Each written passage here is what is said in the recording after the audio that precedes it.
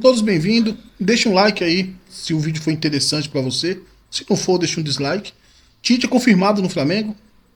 Até então, nesse momento, a confirmação veio do GE, Sport TV, ESPN. Então, provavelmente, é certeza sim. Tite é novo treinador da equipe do Flamengo. Para mim, uma grande contratação. Como já vem falado aqui, para mim, o Tite é uma contratação nível Europa. Não perde para nenhum treinador europeu. E o Flamengo acertou, para mim, acertou e acerta bastante. Né? Se o Flamengo tiver organização, e o Tite vai exigir bastante isso, o Flamengo vai chegar a um patamar bem alto aí. Como eu já falei até para os adversários, é muito ruim o Tite para o Flamengo. Porque o Flamengo vai ter aquilo que o Flamengo não teve depois do Jorge Jesus, depois do Dorival. O Flamengo não teve mais treinador. O Flamengo teve processos de treinadores que não conseguia tirar dos jogadores o melhor. Né? Teve ali, digamos que pode ser, é considerado como treinador, mas são treinador de perfis diferentes, sabe? Que acaba enterrando seus próprios trabalhos, né? Até por muita ambição. E o Tite é diferente desses caras que passaram no Flamengo. O Tite e Jorge Jesus são treinadores que precisam de organização para trabalhar, exigem organização para trabalhar. Dorival exige também, mas Dorival ainda consegue trabalhar no meio de um turbilhão. Ele ainda consegue criar alguma coisa ali naquele meio. Tite e o JJ são diferentes. Eles são muito aplicados nas suas ideias de trabalho. Né? Somente a organização é o primeiro princípio que eles querem. Que venha vindo da direção abaixo. Comissão, jogadores. Vou falar que o Tite aqui vai falar um pouquinho das suas ideias de jogo. Tática, esquema, sistema. Falar um pouco dele mesmo, como que ele gosta de trabalhar com jogadores, como ele lidar com a direção, como ele lidar com a gestão, como ele lidar com os jogadores. Foi um evento aqui na CBF, né? Somos todos futebol. Foi um evento que não aconteceu de novo, eu creio, né? Foi só uma vez. Muitas pessoas foram convidadas, tanto treinadores quanto a imprensa, né? Se você tivesse a licença de treinador, você poderia participar e assim por diante, né? Foi bem bacana esse evento na CBF. E o Tite explica um pouco das suas ideias aí nesse evento. Soltar para que vocês dêem uma olhadinha, assistam, escutem, porque é bacana. O Tite que ele fala bastante sobre ele, sobre suas ideias, né? Vamos soltar aqui para vocês darem uma olhadinha.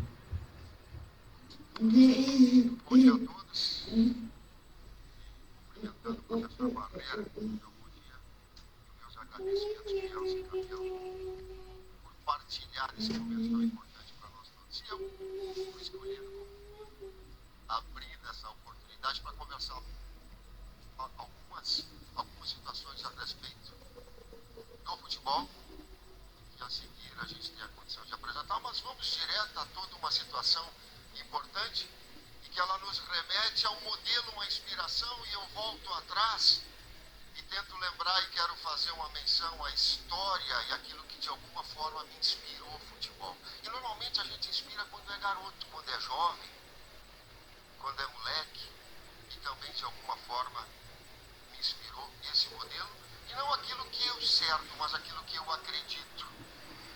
E uma delas, ela foi a seleção de 1982. 11 minutos do primeiro tempo. Sócrates vai tentar lançar Que seleção, né? Que seleção, né? Apenas que não levou o título, né? Que seleção dirigida por Tele Santana, né? Que seleção essa seleção de 82, né? Uma pena não ter ganhado, né?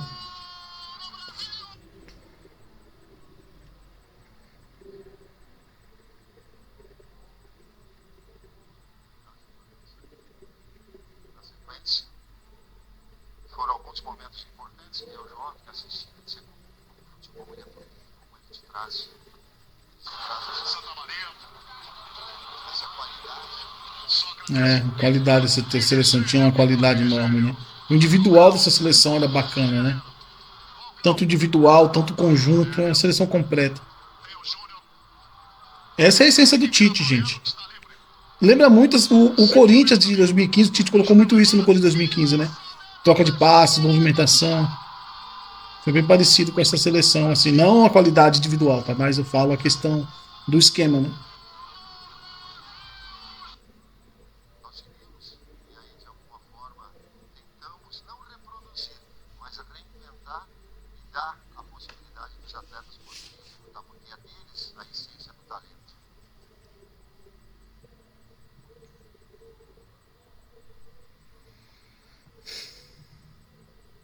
Brasil e Paraguai, né?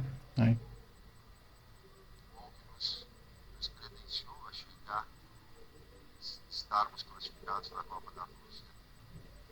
E ele trouxe um pouquinho daquilo que é a essência. Nós estávamos conversando com o capitão e com o Bielsa, nós debatemos ideias, e antes de vir aqui nós estávamos conversando e falando da essência é o atleta. A essência é a qualidade técnica individual. A essência é o talento. A essência é a criatividade. E não os técnicos. Nós estamos aqui para dividir as situações. Potencializar. Os atletas, fundamentalmente. Não se faz um grande vinho e é dito por eles. Se nós não tivermos o material humano. E aí então é extremamente emblemático na medida que o Marcelo faz assim, com as duas mãos e quer comemorar. Um sentimento de unidade muito forte e deixa muito feliz com esse aspecto. Mas nós vamos seguindo. E dito e falado dessa inspiração que eu tive, alguns outros momentos que me foram marcantes, não como uma verdade definitiva, mas para a gente refletir e passar adiante, que, sob forma de homenagem, não falar de mim, mas dizer que Rubens Minelli, Enio Andrade, Carlos Alberto Silva, de alguma forma me marcaram. O professor Zagallo, com quem eu tive a oportunidade, e vou conversar com ele para, inclusive, para me deixar e compreender as pressões da seleção brasileira e ele me passar, assim como a seleção fica aqui a homenagem a esses profissionais de uma geração atual e anterior, nos proporciona estar aqui reunidos agora. Sigo e vejo o futebol como conceito, metodologia e gestão. Eu uso de algumas imagens para reportar para vocês, para tentar mostrar aquilo que ele é teórico, mas daquilo que ele é prático em termos de conceito. E nós seguimos em seguida, que são defensivos, que são ofensivos, que são transições, que são de bolas paradas, e que aí especificamente a gente vai falar e mostrar alguns deles. Em termos defensivos, nós temos pressão alta, ela pode ser adiantada, linha 1, e aí eu entro um pouquinho mais na área dos técnicos, de fazer a nomenclatura que acharem entender, que seja conveniente, que os atletas possam compreender. Isso é fundamental, que a linguagem técnico atleta seja exercida e seja compreendida, independentemente da Então, isso aí que o Tite fala, linguagem de treinador, técnico e atleta, seja compreendida, já cai por terra, né? Algumas narrativas aí que estão falando, o Tite fala muito difícil. E quando o Tite for falar com os jogadores, ele não vai ter a linguagem correta. Vai ser difícil de entender. Não, o Tite com os jogadores, ele tem a linguagem de boleiro. A linguagem do Tite com os jogadores é a linguagem de boleiro. Ah, faz um gato, ultrapassagem, faz um dois. É a linguagem de boleiro. Não tem diferença. Agora, com a imprensa, sim, ele fala um pouco difícil mesmo. E tem pessoas que fica bem difícil de entender mesmo, realmente. Mas com jogadores, não. A linguagem dele não fica aquela linguagem da entrevista coletiva, não. daquilo que se utiliza. A marcação adiantada é que ela fica bem ilustrada, com os três jogadores da frente numa saída de bola da Argentina, esses três marcando o setor e retirando do adversário a possibilidade dessa saída de bola. Ela dá na sua sequência, tenta a Argentina sair jogando, porque é a sua ideia de fazer um futebol construído, um futebol apoiado, um futebol jogado, e essa pressão mais adiantada, essa Leva ao pressão erro. alta, enfim, concepção que cada um de nós possa ter, segue. Aí a gente remete a algumas situações que elas possam e devam eventualmente acontecer. 2005, eu fui assistir a Juventus de Capello contra a Internacional de Milão, no antigo estádio de Lealpe. Estava eu e o Matheus, e essa foto é tirada por Matheus, vocês veem que é da arquibancada, de uma equipe que ela fez pressão alta, não deu para sair jogando. E no Futecom com o Barreira em 2005 eu apresentei, são 20 jogadores com 18 metros de compactação para uma primeira e segunda bola. E aí eu lembro, Capelo, porque eu queria compreender como é que marcava a linha de quadro e por vezes trabalhava com o Churran do lado direito, como lateral ou como zagueiro, com Cannavaro, com Nedved como articulador pelo lado esquerdo, Camoranesi pelo lado direito, como o Ibra trabalhava, como o Trezeguet era o jogador da profundidade, e o Ibra, que eu pensei que fosse pivô, era o jogador da articulação, Vieira, que jogava muito, Emerson brasileiro. Eu queria compreender essas duas linhas de quatro com os dois atacantes. Estive lá observando, estive lá analisando e vendo que posição e função eles poderiam exercer para que eu pudesse incorporar conceitos e conhecimentos. Eu lembro que acabou pelo tempo 2-0, e tinha gol do Nedved e do Trezeguet. Eu olhei para o Matheus e falei assim, na linguagem da bola a gente fala assim, a Juve atropelou. No outro dia no Correio do Esporte sai assim, a Juve ela fa mal. A Juventus impõe medo, tamanho e araçá. Essa capacidade criativa de marcação que tinha essa Juventus, entre outros. Na sequência, alguns aspectos que eles trazem, a linha de pressão média, exemplificando, são situações que você já tem, muitos de vocês já incorporadas. Alguns outros, como não são só técnicos, não são mais pessoas, administrativos, dirigentes, eles têm a condição também de compreender tudo aquilo que se passa. Uma pressão média, a bola é a referência, os 11 jogadores atrás da linha da bola e a pressão no setor. A marcação do 4-1, pressão no setor e não no homem. Cortando a linha de passe, se o Coutinho estivesse marcando o homem, ele estaria aberto, cortando a linha de passe, agredindo, segue, para que retome uma posse de bola. Isso são estratégias, são situações numa faixa intermediária e numa marcação pressão média, exemplificado como uma ação. Na sequência,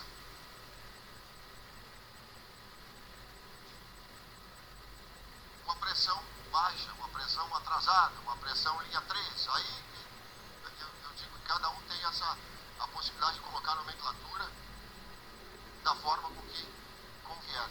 Prestem atenção nessa foto do Chelsea fazendo uma marcação pressão baixa, Diego sendo o último homem. Tu pode ter um último homem mais adiantado ou mais atrasado.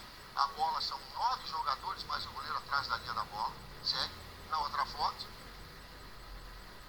E o Diego encurtando. Numa zona que ela deve ter aí de 12 metros. 9-1 que nós estamos falando. No processo defensivo, tu retira espaços do adversário e tem essa possibilidade de não deixar ele infiltrar. Tira os espaços de organização e de infiltração do adversário. Segue. E aí eu trago alguns exemplos, e o importante é ela ter essa referência da bola, a bola é uma referência importante. Ó, de novo onde está a bola, o sistema, alguns falam 4-3-3, outros 4-5-1, não importa a nomenclatura, importa é a mobilidade. Mobilidade, movimentação, exatamente. Nós temos uma faixa de quantos metros aqui? 12, 15, não sei. Só pausando aqui, gente, é como eu sempre falo, né? A questão de numeração, ela serve muito para a parte defensiva. Ah, tá defendendo no 4-4-2, tá defendendo no 5-3-2. É mais por essa questão. Agora, quando o time tá atacando, essa nomenclatura ela some. Não existe numeração. Não existe numeração quando o time tá atacando. As peças se movem. O Guardiola fala muito isso, as peças se movem. E o Tite tem razão. Então, eu falo sempre que o esquema, ele vai muito além do sistema. O sistema é uma coisa, a numeração. Todo mundo fica debatendo muito isso, né? Ah, ele joga com 3 zagueiros. Não interessa se você joga com 3 zagueiros. Desde que quando ele tiver a bola, a movimentação dele seja diferente. Aí o que cabe no jogo é a movimentação, o diálogo dos jogadores, é o esquema. Como que eles vão ter esse diálogo em campo? É com 3 zagueiros, mas o terceiro zagueiro vai fazer o quê? Vai cobrir as costas do lateral, vai virar um volante, vai virar um articulador com a bola. Vai depender muito. Então a questão de número eu não me apego muito também não. Jogador um pouquinho mais avançado para estar preparado para um contra-ataque. Segue. E o futebol tem que saber ser jogado para mim. E essas são ideias, elas não são afirmações. Tem que saber jogar de forma construída ou por vezes de forma vertical. Até circunstancial. Exatamente. Tem que ser eclético. Colocar uma bola em jogo para que Não é apenas mais adiantado pudesse ser essa possibilidade. uma opção de forma de jogo, né? Segue.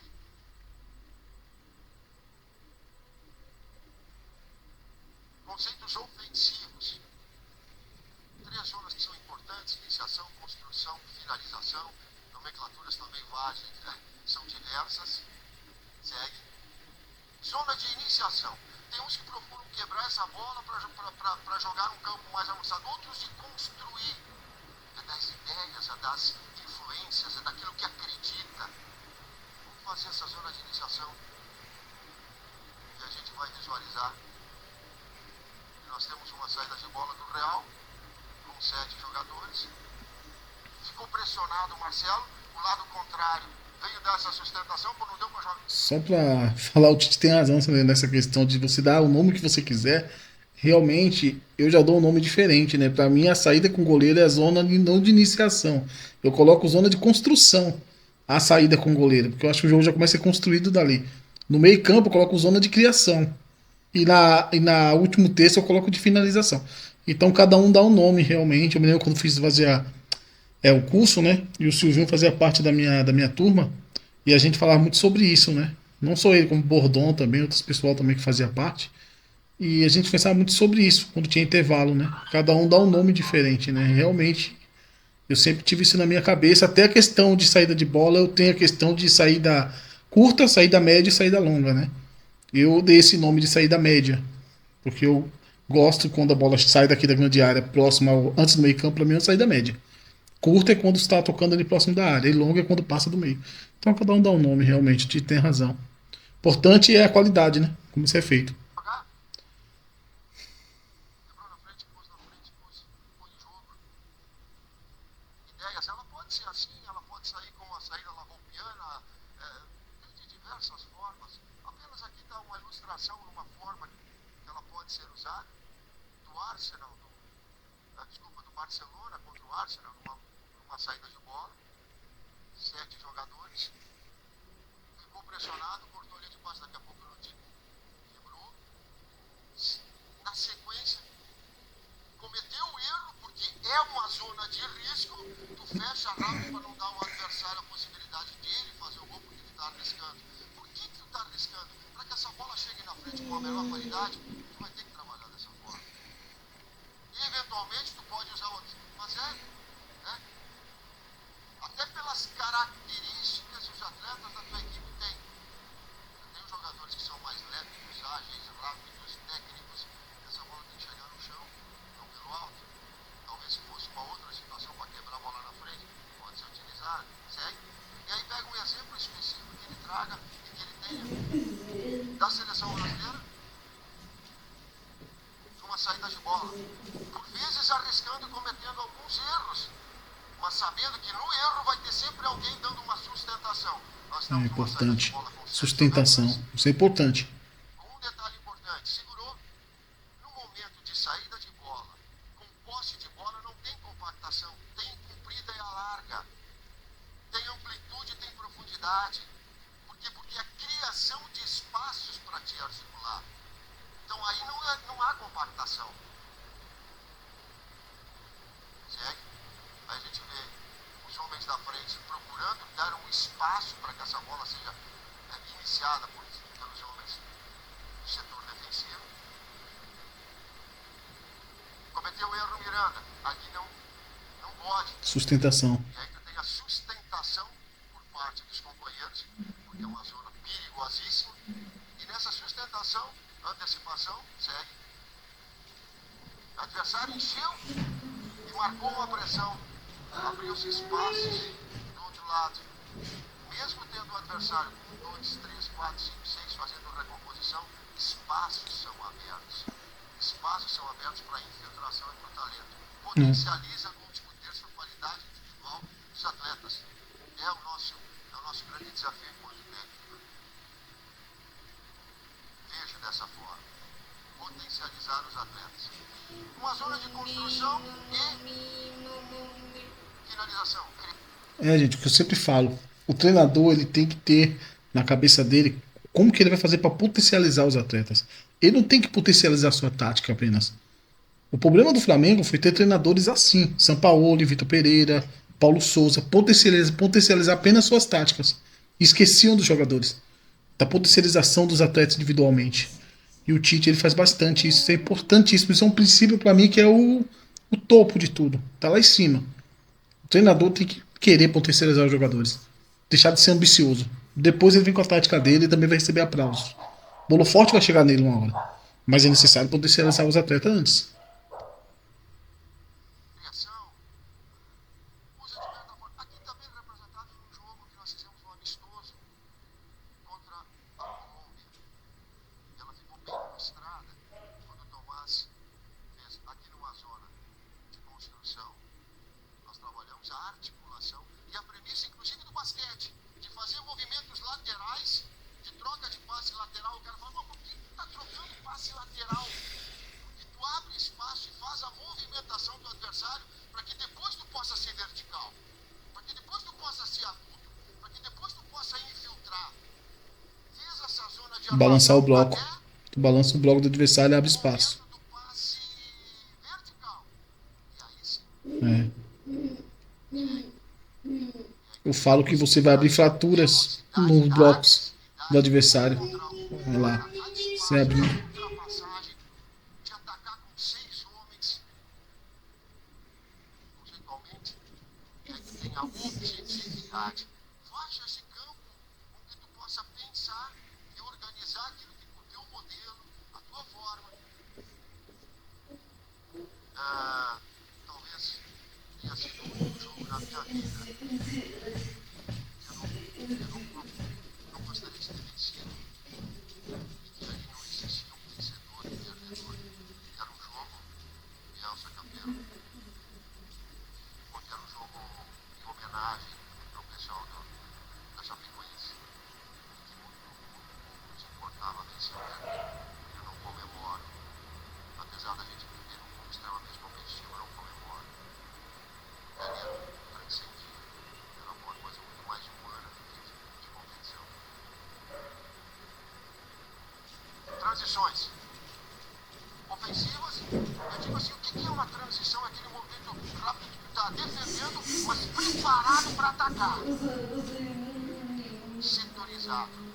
E aí nós temos uma imagem que ela também representa essa situação, com alguns conceitos importantes que ela também mostra. 1-1 contra a Colômbia, e ela fala por si só. Nós estamos numa pressão baixa, e ela vai mostrando o Neymar fazendo um desarme. E não é aquela situação do atacante vir assim, eu vou me desfazer, vou fazer minha função com os 11 jogadores atrás da linha da bola. Uma retomada, um contra-ataque construído.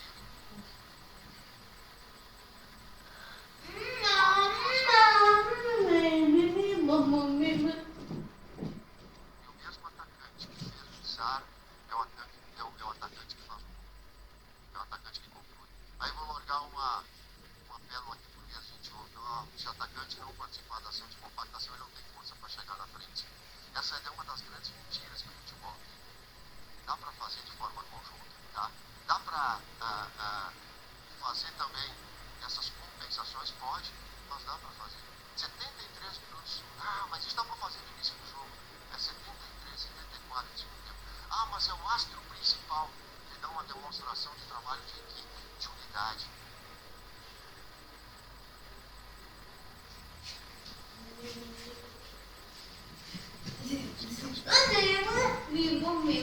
Defensivas. Tu tá atacando, mas preparado para defender.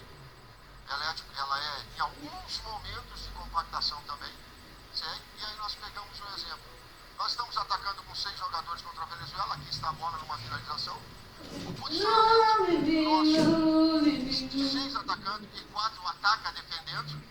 São o lateral do lado contrário, ele não dá a ideia, não dá amplitude. Ele fecha por dentro. Ele vai atacar por dentro depois, se essa bola rodar, se essa bola não der profundidade, ele tem a liberdade de atacar como armador central e não um jogador de lado.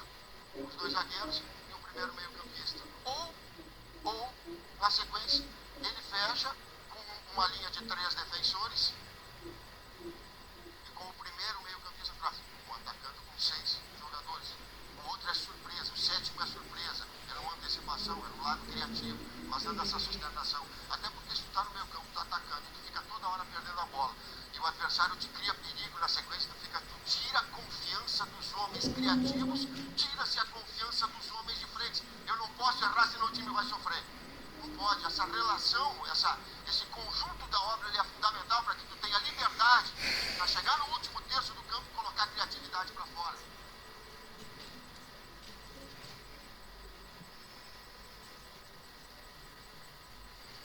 O exemplo da Juve atual, numa Dia 10 do 10, grandes marcas com frete grátis nas lojas da Shopee Oficial. Olha na Shopee. Comunicado de recall. A Hyundai Motor Brasil, montadora de automóveis limitada, HMB, convoca os... uma ação ofensiva. E naquela retomada que nós também, antes da gente vir para cá, nós conversávamos, dessa retomada já dentro do campo adversário, não perde, pressiona, busca retomar a posse de bola sem fazer falta. Induz o adversário ao erro, faz ele inchar a perna, faz ele mostrar qualidade. Induz para retomar. E diversas são as muitos jogadores próximos para fazer a pressão. Mas o Palermo ele conseguiu, na sequência, sair dessa zona de pressão. Saiu da zona de pressão. Bom, o que eu faço agora? Vai afogar a transição, o retorno em bloco defensivo. E aí tu viu, posicionamento, retorna no setor. Agora me surgiu na conversa com o Zagallo quando ele falou com o Rivelino assim, ó. Ele me contou na planejamento, ele se contou uma vez. Dizia assim, eu falei com o Rivelino para jogar do lado e falei com o Riva depois, dizia assim, tens a liberdade de criar. E depois, aí o Rivelino, professor, era o Paulo César Caju, né, que estava jogando ali. Depois, o que eu vou fazer? Dizia ele. O Rivelino só faz o seguinte, retorna e posiciona no teu setor, que vai ser importante para a ocupação de espaço para ele. Quer dizer, ele deu a possibilidade criativa ao Rivelino e deu a ele uma função pelo lado esquerdo, acabou na Copa de 70, permanecendo ali para recompor o setor. Visionário, Zagallo, segue. Nós temos bolas paradas, ofensivas, eu coloco aqui aproximadamente 25% dos gols acontecem assim. Ontem no Fla-Flu, 2 gols foram originários dessa forma. Né? Então, momentos assim, então, ofensivamente, organizações ofensivas ou defensivas, aí compete as características de cada atleta, ela é de vocês. Assim como defensivas, a marcação ela pode ser setor individual ou mista. Aí eu vou deixar com que essas situações aconteçam, mas antes eu vou deixar esse vídeo para vocês darem uma olhada.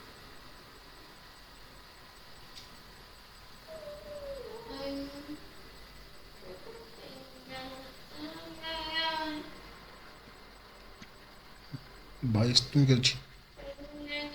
Bundesliga, né? Foi o gol de contra-ataque aí do Bahia, né?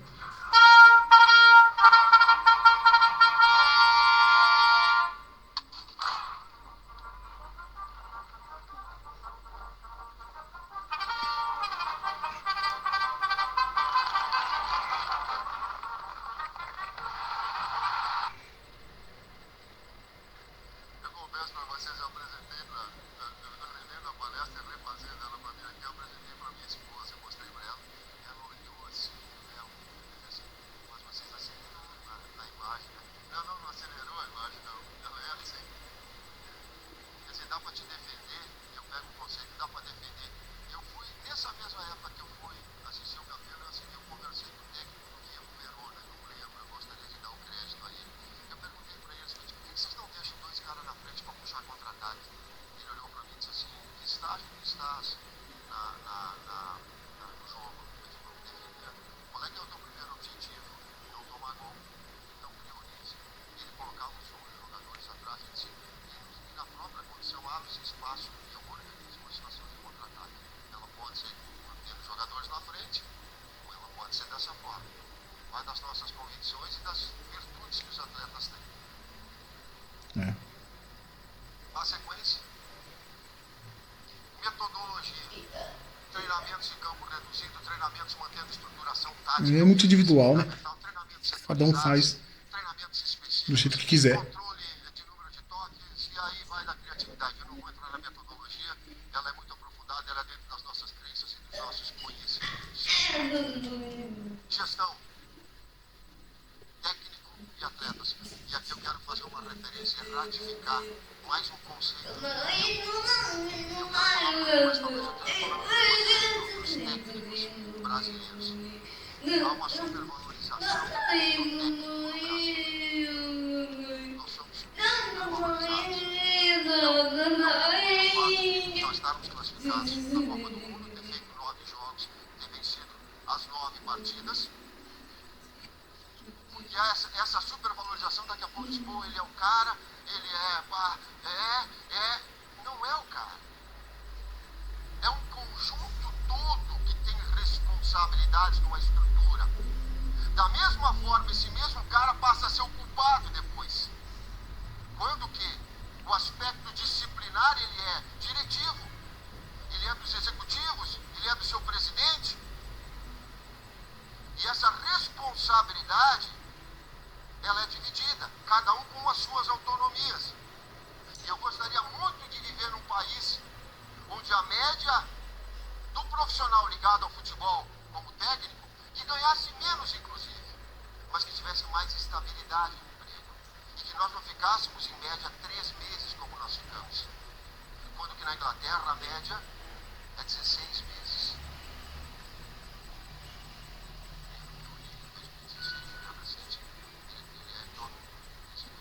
Então, para a gente mostrar que o futebol, tal qual as outras atividades, ele precisa de início, meio e fim. E a gente não quer superexposição, a gente não quer aparecer na mídia demais, a gente quer tempo para trabalhar. Essa é a minha mensagem que eu passo em termos técnicos. Mas aí a gente vai para técnico e atletas, a gente passa para gestão de técnico e imprensa, a gente passa com técnicos e dirigentes executivos estatutários, a gente passa por técnico e comissão técnica, aquilo que eu faço e que diversas formas diferentes podem ser legal. Aqui está de técnico e atleta. O que eu procuro fazer? Eu estava conversando ontem e eu não quero, eu conheço atleta nível médio. Mas a única coisa que eu não queria era quando o técnico entrava em campo, queria definir a equipe titular, ele largava o colete, ia largar e o goleiro fica tudo filmando, assim, lá vem um homem e ele tá com o colete na mão, ele fica brincando e tocando. Os 3 estão nas suas finais. Marcelo iniciou como titular, Felipe jogou muito bem. O critério é o seguinte, o Marcelo não saiu por deficiência técnica, ele permanece, mas Felipe de Deus não respeito, o cara compete igual, de forma real compete. Vou levar o nível técnico de cada um e compete. Na sequência, eu aprendi no Grêmio com o Gilberto, lateral esquerdo, onde eu chamei a atenção do atleta individualmente. E ele pega essas histórias para registrar, e vocês devem viajar também na minha, vocês devem passar por situações iguais a essa. Eu poderia estar aqui conversando tal qual eu estou conversando agora. Ele estava perto ele ficou próximo aos seguranças e da staff. E aí eu saí do quarto, e quando eu saí, ele já tinha saído. Aí o pessoal da segurança falou, professor, mas ele demorou, ele não saiu do quarto, ele não falou. Eu contei, ele falou, professor, individualmente tudo se respeita, eu sei que foi corrigir aquela ação como atleta, mas o grupo todo tem que ficar sabendo da regra, professor, senão a disciplina ela não se ensina.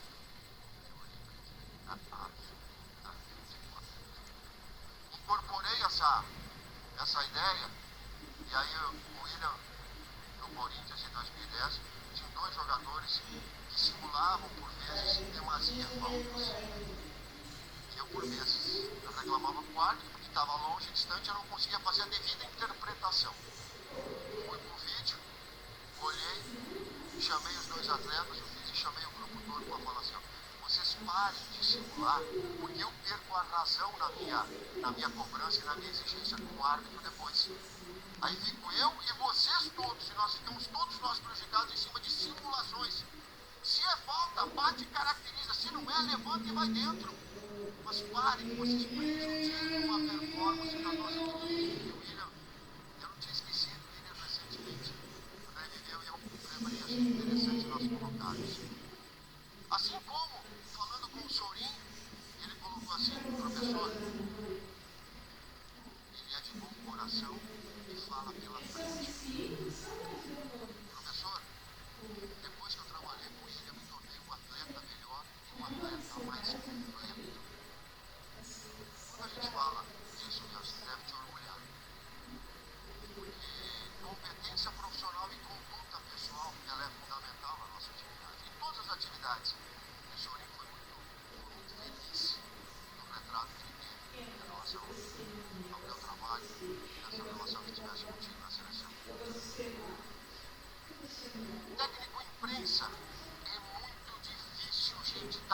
É isso aí, gente.